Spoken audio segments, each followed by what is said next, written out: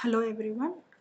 In the previous class, we discussed about software development life cycle. Now we are going to discuss about another topic called software engineering process paradigms. Okay, so paradigms are nothing but models. So the software can be developed using several models, and these software engineering paradigms are also known as software development models. Different tools, different procedures can be used to develop the entire software project by various persons. So, software models are used to guide the various tasks of the software project, including planning, organizing, staffing, coordinating, budgeting, and directing software development activities. So, మనం ఒక సాఫ్ట్వేర్ని different persons చేత develop చేయిస్తాము. Starting from the అంటే ఈ models ఎలా use అవుతాయి అంటే మనం ఏమని గైడ్ చేస్తాయి అంటే ప్లానింగ్, అసలు ప్రాజెక్ట్ కావాల్సినవి ఏంటి, అండ్ ఆర్గనైజింగ్ ఎలా ఆర్గనైజ్ చేయాలి, సో నెక్స్ట్ స్టాఫింగ్ ఎంతమందికి నేను ఆ ప్రాజెక్ట్ని డివైడ్ చేయాలి, ఎలా టీం మెంబర్ మధ్య కోఆర్డినేషన్ ఎలా ఉండాలి, అండ్ బడ్జెటింగ్ అంటే కస్టమర్ నాకు ఈ కాస్ట్లో నాకు ఈ ప్రాజెక్ట్ని డెవలప్ చెయ్యి అని లిమిటేషన్ పెడతాడు. సో ఆ బడ్జెటింగ్ కాస్ట్లోనే ప్రాజెక్ట్ని మనం ఈ టీమ్ మెంబర్స్ చేత ఎలా డెవలప్ చేయించాలి అండ్ ఇవన్నిటిని గైడ్ చేసేవే ఈ మోడల్స్ అనమాట. So each of the models is characterized in a way that ideally assists in the control and coordination of a software project అనమాట. సో మనం ఏ model, different models are available అనమాట. So మనం ఏ మోడల్ని select చేసుకోవాలి అనేది దేని మీద ఆధారపడి ఉంటుందంటే it completely depends upon the size of the project. అంటే ఇక్కడ different types of projects are there. Small sizer projects ఉంటాయి, మీడియం సైజర్ ప్రాజెక్ట్స్ ఉంటాయి, అండ్ అలాగే కాంప్లెక్స్ సైజర్ ప్రాజెక్ట్స్ ఉంటాయి. And so models can be choose and depends only on the type of the project అనమాట. Okay, so and so coming to the waterfall model, so this was the first process model anamata. So this model is also called as a linear sequential model. ఎందుకని linear sequential model అంటాము అంటే, so మనం last క్లాస్లో discuss చేసాం software development life సైకిల్లో totally 6 phases are there అని. So first phase requirement gathering అని, designing అని, డెవలపింగ్ అని, అనాలిసిస్ ఫేజ్ అని, టెస్టింగ్ ఫేజ్ అని, డిప్లాయ్మెంట్ అండ్ మెయింటెనెన్స్ ఫేజ్ అని, ఇలా డిఫరెంట్ ఫేజెస్ అనేవి ఉన్నాయి. మనం ఏ మోడల్ని సెలెక్ట్ చేసుకున్నా ఈచ్ మోడల్లో ఈ 6 phases-ని ఇంప్లిమెంట్ చేస్తారనమాట. So it is also called as a linear sequential life cycle model. ఎందుకు అంటే ఫేజ్ ఆఫ్టర్ ఫేజ్ అనేది, అంటే requirement gathering and analysis phase తర్వాత డిజైనింగ్ ఫేజ్ అని, నెక్స్ట్ డిజైనింగ్ ఫేజ్ తర్వాత డెవలపింగ్ ఫేజ్ అని, డెవలపింగ్ ఫేజ్ తర్వాత టెస్టింగ్ ఫేజ్ అని, ఇలా ఒక ఫేజ్ తర్వాత ఒక ఫేజ్ని డెవలప్ చేస్తూ ఉంటాడనమాట project manager by several team members చేత. So in this model, each phase must be completed fully before the next phase can begin. Okay, ఒక ఫేజ్ని డెవలప్ చేసిన తర్వాత నెక్స్ట్ ఫేజ్ని డెవలప్ చేయిస్తాడనమాట. So this is basically used for the project which is very small and there are no uncertain requirements. So ఈ model అనేది ఏ ప్రాజెక్ట్కి యూజ్ అవుద్ది అంటే ఓన్లీ స్మాల్ సైజర్ ప్రాజెక్ట్స్కి మాత్రమే సూట్ అవుతుంది. సో ఓన్లీ స్మాల్ సైజర్ ప్రాజెక్ట్స్కి ఎందుకంటే రిక్వైర్మెంట్స్ అనేవి అక్కడ తక్కువ ఉంటాయి కాబట్టి, సో ఆ రిక్వైర్మెంట్స్ ఎప్పుడైతే తక్కువ ఉన్నాయో ప్రాసెసింగ్ మెథడ్ కూడా చాలా ఫాస్ట్గా జరుగుతుంది కాబట్టి అక్కడ స్మాల్ సైజర్ ప్రాజెక్ట్స్ మాత్రమే ఈ మోడల్ అనేది వెల్ సూటబుల్ అనమాట. So at the end of the each phase, ప్రతి ఫేజ్ అయిపోయిన తర్వాత ఏ రివ్యూ టేక్స్ ప్లేస్ అనమాట. రివ్యూ అనేది కండక్ట్ చేస్తారనమాట. కండక్ట్ చేసినప్పుడు ఆ రివ్యూ ద్వారా ఏం తెలుస్తుంది అంటే డెవలపర్కి అంటే ప్రాజెక్ట్ మేనేజర్కి ఏం తెలుస్తుంది అంటే ప్రాజెక్ట్ అనేది రైట్ వేలో వెళ్తుందా, డెవలప్ అవుతుందా, లేదా రాంగ్ వేలో వెళ్తుందా, అసలు ప్రాజెక్ట్ మనం నెక్స్ట్ ఫేజ్ కంటిన్యూ చేయొచ్చా లేదా ఇక్కడే ఆగిపోవాలా అనేది మొత్తం కంప్లీట్ డిస్క్రిప్షన్ అనేది ఆ రివ్యూ ద్వారా ప్రాజెక్ట్ మేనేజర్కి తెలిసిపోతుంది. Whether or not to continue or discard the project. So in this model, software testing starts only after the development is completed. So ఏదైతే ఒక ప్రాజెక్ట్ డెవలప్ అయ్యిందో దాని తర్వాత టెస్టింగ్ ఫేజ్ విల్ స్టార్ట్స్ అనమాట.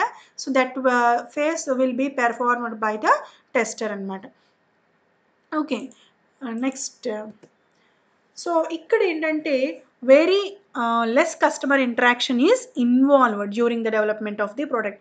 So ఇప్పుడు ఆ ప్రాజెక్ట్ మొత్తం develop అయిపోయిన తర్వాత కస్టమర్ అనేవాడు ఇంటరాక్ట్ అవుతాడనమాట ప్రాజెక్ట్తో, అంటే ప్రోడక్ట్ ఎలా ఉంది ఏంటి అనేది అప్పుడు చూస్తాడనమాట. సో ఎప్పుడు చూస్తాడు? Once the product is ready then only it can be given to the end users. So once the product is developed and if any failure occurs then the cost of fixing such issues are very high because we need to update everywhere from document till the logic. So మనం ఈ waterfall మోడల్లో ఈ different phases అన్నిట్లోనూ develop చేసిన తర్వాత లాస్ట్గా project అనేది ఎలా ఉంది అనేది కస్టమర్ ఇంటరాక్ట్ అవుతాడు. అప్పుడు గనక if it is not satisfied by the customer satisfy అవ్వలేదు అనుకోండి, అప్పుడు ఏం చేస్తాడంటే ప్రాజెక్ట్ మేనేజర్ మళ్ళీ రీస్టార్ట్ చేస్తూ ఉంటాడనమాట. అంటే స్టార్టింగ్ నుంచి మళ్ళీ ఫేజ్ ఆఫ్టర్ ఫేజ్ డెవలప్ చేసుకుంటూ ఉంటారనమాట. సో అలా ఉండటం వలన అంటే కస్టమర్ అనేవాడు లాస్ట్లో ఇంటరాక్ట్ అవుతాడనమాట ఆ ప్రాజెక్ట్తో. అలా కాకుండా ఫర్ ఎగ్జాంపుల్ మీకు ఒక జనరల్ ఎగ్జాంపుల్ చెప్తాను. ఏంటి అంటే ఫర్ ఎగ్జాంపుల్ మనం ఒక గోల్డ్ షాప్ దగ్గరికి వెళ్ళాం. సో వెళ్ళంగానే ఆ సేల్స్ పర్సన్ ఏమంటారు, మీకు ఏ టైప్ ఆఫ్ చైన్ కావాలి, ఏ టైప్ ఆఫ్ జ్యువెలరీ కావాలి అని అడుగుతారు. ఫర్ ఎగ్జాంపుల్ నాకు చైన్ కావాలి అంటే ఏ టైప్ ఆఫ్ చైన్ కావాలి అంటాడు. అంటే బాల్స్ చైన్ కావాలి అంటాం. సో ఇవన్నీ కూడా కస్టమర్ దగ్గర నుంచి కలెక్ట్ చేసుకున్న రిక్వైర్మెంట్స్ అనమాట. వాటిల్లో రిక్వైర్మెంట్స్ అంటాం. సో కలెక్ట్ చేసుకున్న తర్వాత అనాలిసిస్ చేస్తారు. వీళ్ళు బాల్స్ చైన్ కావాలంటున్నారు. సో మనం మన దగ్గర ఉన్న అవైలబిలిటీలో ఉన్న చైన్స్ అన్నిటిని వాళ్ళకి డిస్ప్లే చేసి చూపించాలి అని వీడు అనలైజ్ చేస్తూ ఉంటాడు. According to the customer mind set they are giving several models అనమాట. అంటే డిఫరెంట్ మోడల్స్ అనేవి ఇస్తూ ఉంటారు అనమాట.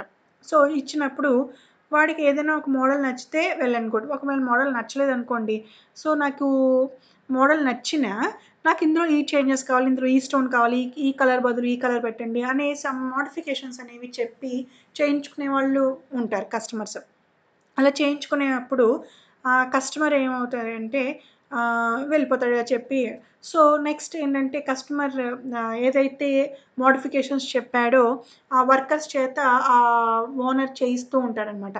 సో ఎప్పటికప్పుడు కస్టమర్ అనేవాడు 2 డేస్కి ఒకసారి 3 డేస్కి ఒకసారి వెళ్ళి వర్క్ ఎక్కడి వరకు ఫినిష్ అయింది, ప్రోడక్ట్ ఎలా ఉంది ఏంటనేది చెక్ చేసుకోకుండా మొత్తం అయిపోయిన తర్వాత ఇలాగా కస్టమర్ అప్పుడు ఇంటరాక్ట్ అయ్యాడు అనుకోండి ప్రోడక్ట్తో. సో ఒకవేళ వాడికి నచ్చితే ఓకే, నచ్చకపోతే ఏంటి అక్కడ సిచ్యువేషన్, మళ్ళీ స్టార్టింగ్ నుంచి they are going to be developed the entire project అనమాట. సో అప్పుడు మొత్తం ఎంటైర్ ప్రాజెక్ట్ని మళ్ళీ రీస్టార్ట్ చేయాలంటే it takes so much of time. అవునా కదా? ఇలాంటి సిచ్యువేషన్స్ మీరు ఫేస్ చేసే ఉంటారు in general.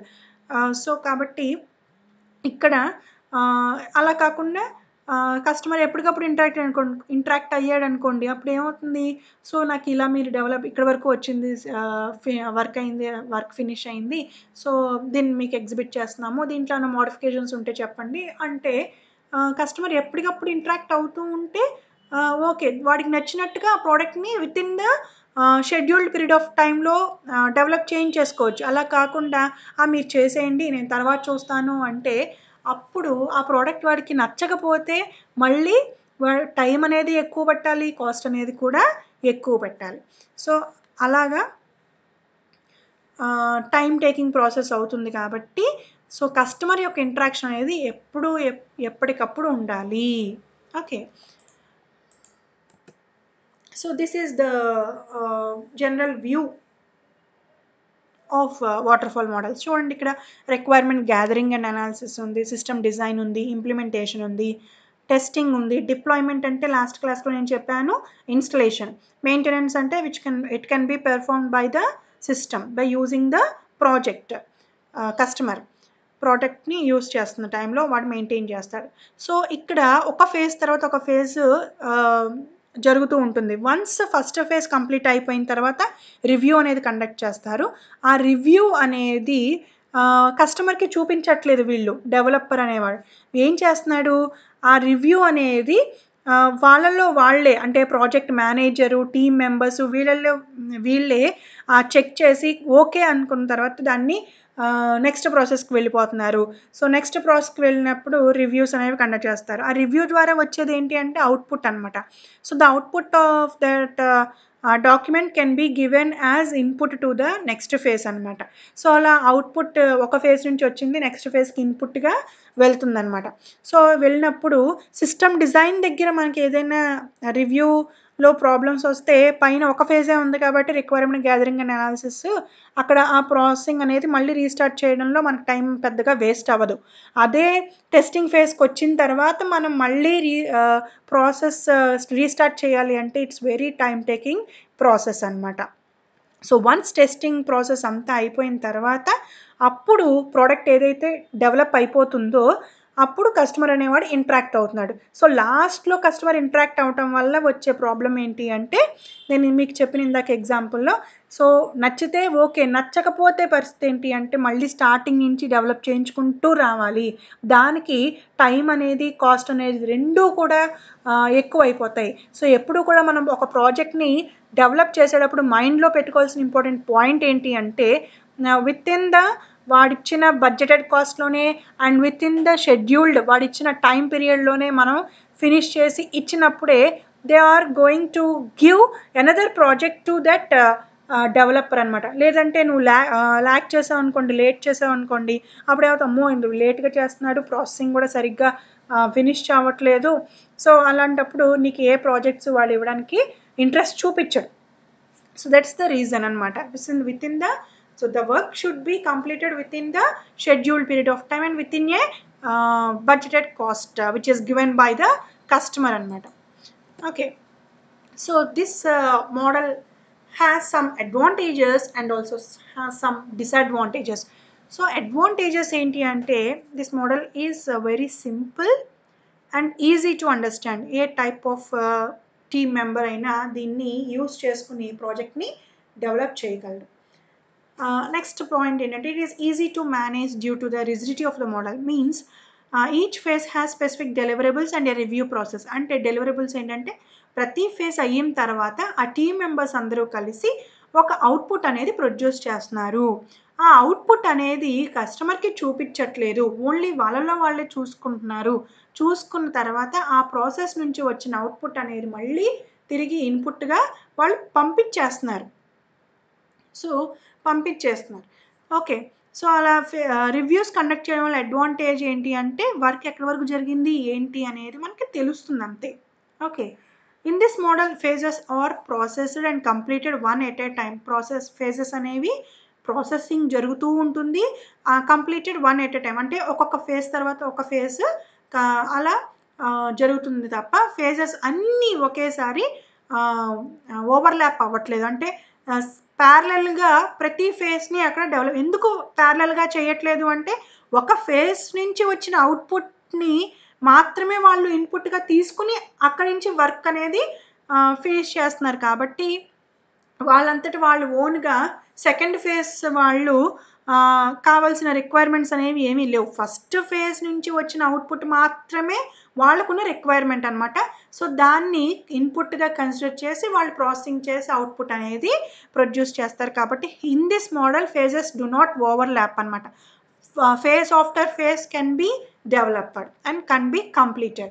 So this model works well for smaller projects where requirements are very well understood. Requirements అనేవి నీకు కరెక్ట్గా తెలిసినప్పుడు మాత్రమే, అది స్మాలర్ ప్రాజెక్ట్ అయినప్పటికీ దిస్ మోడల్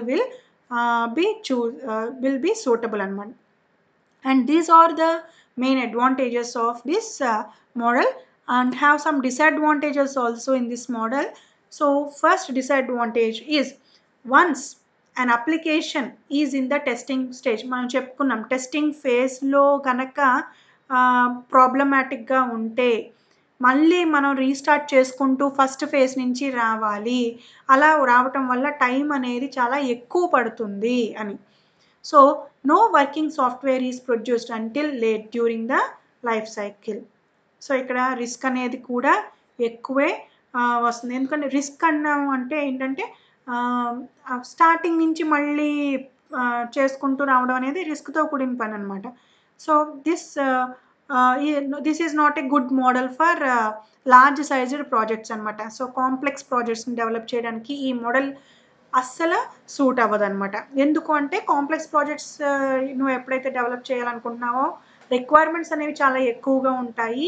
ఆటోమేటికల్గా మెథడ్స్ అనేవి కూడా చాలా యూస్ చేసి మనం ఆ ప్రాజెక్ట్ని డెవలప్ చేయాల్సి వస్తుంది. కాబట్టి సో 20 లైన్స్ 30 లైన్స్ ఉన్న ప్రాజెక్ట్ని నువ్వు చెక్ చేయాలి అంటే స్టార్టింగ్ నుంచి it's very time related matter అనమాట.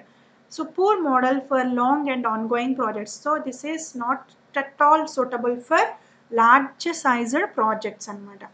So and this is not suitable for the projects where requirements are at a moderate to high risk of changing. అంటే రిక్వైర్మెంట్స్ అనేవి స్టేబుల్గా లేకపోతే, సో కస్టమర్ ఎప్పటికప్పుడు నాకు ఇలా కావాలి, నాకు ఇలా కావాలి, నాకు అలా కావాలి, నాకు అలా కావాలి అని చెప్పినప్పుడు రిక్వైర్మెంట్స్ని కస్టమర్ అంటే రిక్వైర్మెంట్ నాకు ఇది కావాలి అని వాడికి చెప్పినప్పుడు తెలియనప్పుడు నువ్వు ఎలాంటి మోడల్ని ప్రొడ్యూస్ చేయగలవు. అంటే ఫర్ ఎగ్జాంపుల్ గోల్డ్ షాప్కి వెళ్ళినప్పుడు ఆ కస్టమర్ మీకు ఏ టైప్ ఆఫ్ జ్యువెలరీ చూపించాలన్నప్పుడు వాడు ఫలానాది కావాలి, నాకు ఈ టైప్ కావాలి అని వాడు చెప్పలేనప్పుడు నువ్వు ఏ మోడల్ చూపించగలవు. కాబట్టి సో ఈ రిక్వైర్మెంట్స్ అనేవి సరిగ్గా గ్యాదర్ చేసుకోనప్పుడు, కరెక్ట్గా కస్టమర్కే తెలియనప్పుడు మనం ఈ మోడల్ని చూస్ చేసుకుని డెవలప్ చేయలేము. Okay, when to use this model. So ఎప్పుడు మనం ఈ మోడల్ని యూస్ చేసుకోవాలి, ఎప్పుడు అంటే only when the requirements are clear and fixed. క్లియర్గా ఉండాలి అండ్ ఫిక్స్డ్, మళ్ళీ మధ్య మధ్యలో మార్చకుండా స్టేబుల్గా ఫిక్స్డ్గా ఉన్నప్పుడు మాత్రమే ఈ మోడల్ని మనం యూస్ చేసుకోవాలి. Next, product definition is stable. So నువ్వు నా చేతి ఏ టైప్ ఆఫ్ ప్రాజెక్ట్ని డెవలప్ చేస్తున్నావు అనేది క్లారిటీగా ఉన్నప్పుడు మాత్రమే ఈ మోడల్ని మనం యూస్ చేసుకోవాలి. Technology is understood. టెక్నాలజీ, నువ్వు ఏ టైప్ ఆఫ్ టెక్నాలజీ యూస్ చేస్తున్నావు for developing that entire project అనేది స్టేబుల్గా ఉండాలి. And there are no ambiguous requirements అనేవి రిపీటెడ్గా ఉండకూడదు. అండ్ క్లియర్గా లేనప్పుడు మనం ఈ మోడల్ని చూస్ చేసుకోలేము. ఎప్పుడు యూస్ చేసుకుంటాము అంటే కరెక్ట్ రిక్వైర్మెంట్స్ అనేవి ఫిక్స్డ్గా ఉన్నప్పుడే ఈ మోడల్ని మనం యూస్ చేసుకోవాలి. సో అండ్ దిస్ ప్రాజెక్ట్ ఎప్పుడు యూస్ చేసుకోవాలి అంటే only when the type of project is very short. Okay, thank you.